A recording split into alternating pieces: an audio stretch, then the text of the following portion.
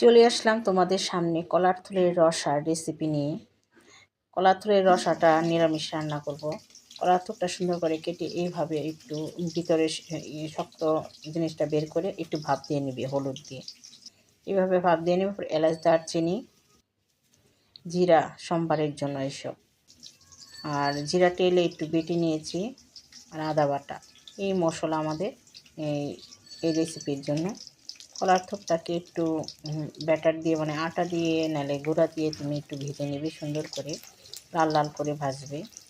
আমি সবগুলো ভেজে তুলে রেখেছি। এখন আমি সম্বার দিব, কি কি মশলা দিব সেটা তো দেখানো হয়ে গেছে। এলাচ, দারচিনি দিলাম। এটা হয়েছে জিরা। জিরাটা একটু বাদামি কালার হইলে আদা বাটাটা দিয়ে দিব।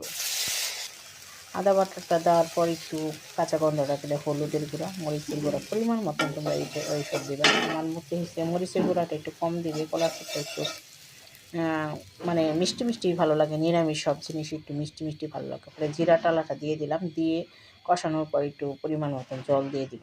তারপরে ওই ভেজে রাখা কলার থুরগুলো আমি দিয়ে দিয়েছি। উত্তরাণী আসা পর্যন্ত অপেক্ষা করব। একটু চিনি দিয়ে নামিয়ে ফেলবে। দেখো কি সুন্দর হয়েছে কালারটা, সেই না বন্ধুরা?